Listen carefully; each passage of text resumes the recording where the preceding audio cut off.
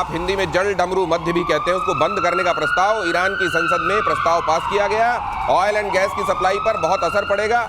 ये कहा जा रहा है कि भारत में जो आप पेट्रोल डला रहे हैं ये $125 के आसपास पहुंच सकता है और क्रूड ऑयल की प्राइस पहुंच सकती है $80 पर बैरल या इससे ज्यादा हो सकता है इसका दाम।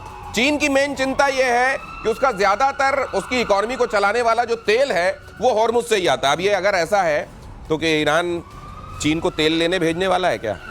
नहीं, अब देखिए बात यह है कि इसमें अब चाइना के पास दो सूरत हैं, ठीक है। अब देखिए जिस तरीके से सऊदी अरब का है, अगर हूथी वहां पे एक्टिव होते हैं तो सऊदी अरब को भी मुश्किल होगा तेल बेचना, चाहे इधर से बेचे चाहे उधर से बेचे, नंबर 1। नंबर 2, इसका मतलब चाइना और रूस और पास आएंगे क्योंकि रशिया जो है it is among the chief supplier of oil to China. फिर चाइना बोलेगा कि अपनी जो सप्लाई चेन है उसको डाइवर्सिफाई करो। और तीसरी सबसे बड़ी बात है कि इस पूरे खेल में ईरान का सिर्फ एक गेम है और ईरान का यह गेम है कि इतना रायता फैलाओ, इतनी मुसीबतें करो कि दुनिया इजराइल और यूएस के ऊपर दबाव डाले और बोले कि भाई साहब हमारी इकोनॉमी आपने तबाह कर दी, देख रहे हो क्या कर रहे हो, बंद करो, ये बंद करो। इसलिए वरना देखिए ईरान से कौन तेल खरीद रहा है आज की तारीख में। ये जो बता रहा है यमन हूती विद्रोही, देखिए ये आप जरा नक्शे में स्थिति के हिसाब से भी समझ लीजिए। ये जो जल डमरू कहते हैं, डमरू बीच में सकरा होता है, दोनों तरफ चौड़ा होता है, तो ये देख लीजिए बीच की ये सक्रिय स्थिति और ये दोनों तरफ चौड़ा। फारस और अरब सागर को फारस की खाड़ी से जोड़ने वाला ये जो स्ट्रेट है इसको आप कहते हैं होर्मुज जल डमरू।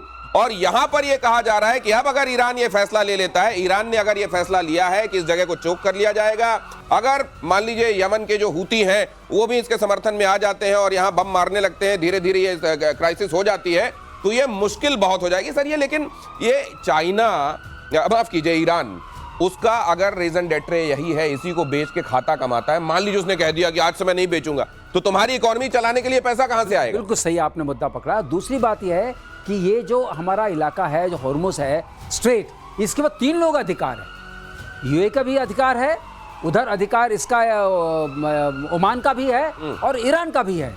तो ऐसा नहीं है कि यहाँ से उनका सर्वस्व उनका है, उसको बंद करना उनके पार्लियामेंट ने जो बोला है, इसका मतलब यहाँ से जो होगा, जब तक तीनों में आपस में ये बंद करने का फैसला इनका जो अपना SEZ होगा वहीं तक का ले सकते हैं, वहीं तक का ले सकते हैं। स्पेशल इकोनॉमिक इनका जो पानी है जहां तक, बस वहीं तक ना। बिल्कुल सही, जो नहीं इनका जो टेरिटोरियल वाटर है वहां तक ले सकते हैं। कुछ कह रहे हैं इसमें गौरव आ रहे हैं जी। मैं ये कह रहा हूं कि ईरान ने जब पिछली बार करा था, जब ईरान इराक वॉर हुआ था, सबको सबक सिखाने के लिए इन्होंने सीधा करा। देखिए नेवी उसकी ना के बराबर है, वो मेनलैंड ईरान से बैलिस्टिक मिसाइल मारता है। अच्छा। इसका यहाँ पे कायदे से तो अपना इकोनॉमिक जोन तक बंद कर सकता है वो, कायदे से। लेकिन जब ईरान बंद करेगा, ईरान बोलेगा इस पूरे इलाके में जो जल डमरू है, इस पूरे इलाके में अगर कोई जहाज कराम मिसाइल मार देंगे, कहानी खत्म। वो दादागिरी है ना, वो दादागिरी। ईरान के फैसले से एक्शन में अमेरिका, अगली खबर देखिए, अमेरिका ने कहा होर्मुज जल डमरू को बंद ना करे ईरान। अमेरिका ने चीन से दबाव डालने के लिए कहा है। अब अमेरिका चीन से कह रहा है कि तुम उसको बोलो बंद ना करे वहां। चीन का 80% जाता है। हाँ, चीन कह रहा है मैं तो यही चाहता हूं। अब मैं कहूंगा अमेरिका का नाम लेके देखो, वो भी यही चाह रहे हैं, तो ये ठीक रहेगा कि तुम ऐसा ना करो जी। लेकिन वही बात है, ईरान में अब बात चल रही है, मरता क्या ना करता। कुछ ना कुछ तो ईरान को रेडिकल करना पड़ेगा, क्योंकि अब IAEA का भी फैसला आ गया है, उनकी भी रिपोर्ट आ गई है कि कुछ तो भयानक हुआ है फर्डो में। अच्छा, कुछ तो खतरनाक हुआ है वहां पे। अब देखिए वो लोग एक्सेस तो दे नहीं रहे किसी को, लेकिन वहां पे कुछ गड़बड़ हुआ है। अब ये रजीम आप देखिए ना, 2-3 चीजें खमेनेई ने अपने सक्सेसर के तीनों के नाम बता दिए कि इनमें से देख लो। अपने बेटे को अलग कर दिया उसने, मुश्तबा को अलग कर दिया। तीसरी चीज है कि आपने उनके न्यूक्लियर ठिकानों पे प्रहार करा अमेरिका ने।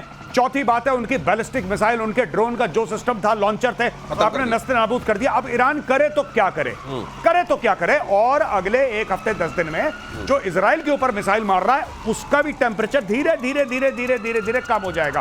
और ये जो अभी अटैक हुआ है अमेरिकन बेसिस पे, अभी तक आपने देखा पिछले 8-10 दिनों से इनके प्रॉक्सीज अटैक नहीं कर रहे थे। लेकिन उस समय तक मान लीजिए जब तक इनको ये समझ में आता है कि अब तो हमारे लिए मुश्किल हो रहा है सर्वाइवल, तब तक अगर इन्होंने होर्मुज को बंद रखा तो क्या बड़ा आप एनर्जी क्राइसिस देखते हैं, खासतौर से एशिया में? शुरू हो गया है। हाँ। नहीं देखिए ऐसा है, लेकिन फिर भी हर देश के पास अपने 20-25 दिन का स्टॉक रहता है, तो ऐसा नहीं कि इमीडिएट क्राइसिस होगी।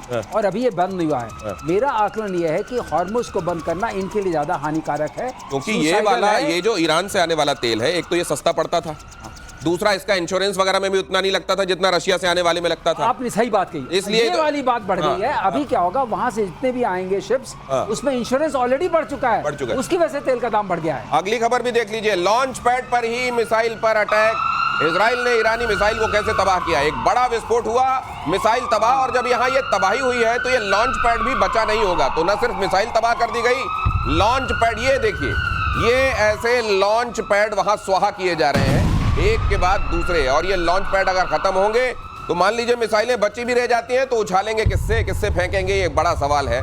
ये लेकिन उधर से फिर भी मिसाइलें चलाई जा रही हैं। आज दोपहर तक लगातार ईरान ने इजराइल में अलग अलग जगहों पर मिसाइल वर्षा की है। देखिए, ईरान दिनेश कोई बहुत छोटा देश नहीं है, बड़ा देश है, 9 करोड़ लोगों की जनसंख्या है। सिविलाइजेशनली अगर आप देखते हैं तब भी अपने आप में सक्षम देश है, लेकिन 1979 के बाद से हम कहेंगे रिलीजियस फंडामेंटलिज्म में चला गया।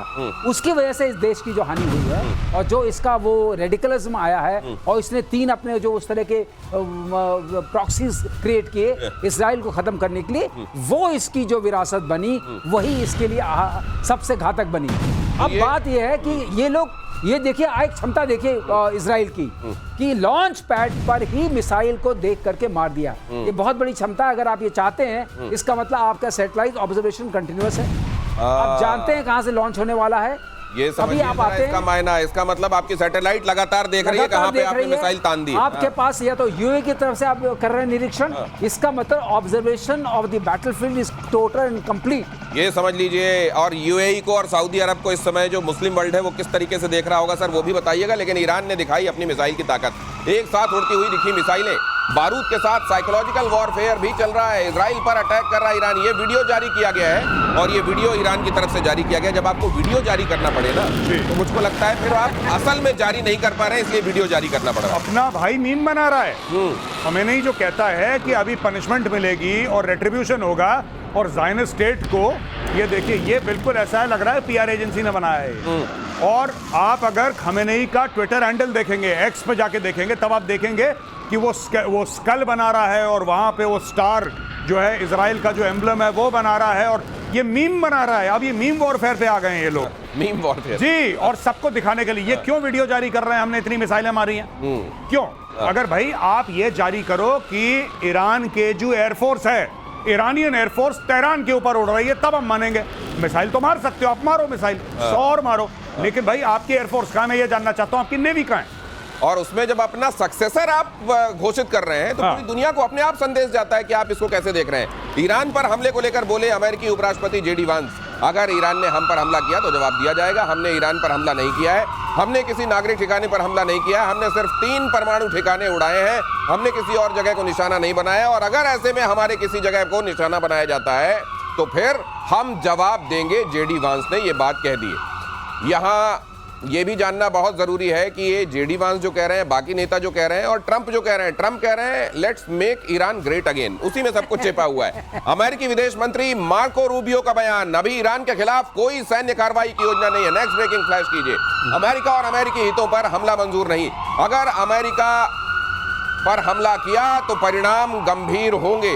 ये अब यहां से जो ये बॉम्बर्स के बॉम्ब गिराने के बाद जो बाकी बॉम्ब मुंह से गिरते हैं वो सब गिरने शुरू हो गए, और अभी की हालत में ईरान के पास और उसके साथियों के पास कुछ दिख भी नहीं रहा है ऐसा कि वो आएंगे। साथी आएंगे नहीं, ईरान कुछ कर पाएगा नहीं। भाई साहब, पतीले के नीचे वाली जो खुरचन है ना, अब ये 1-2 दिन में, 5-10 दिन में, मतलब मैक्सिमम वीक, आप वीक 10 डेज लगा लीजिए, ये पतीले की खुरचन में आ जाएंगे ईरान के पास। तो अब ये कुछ करेंगे, हूथियों के थ्रू कुछ करेंगे, राइट?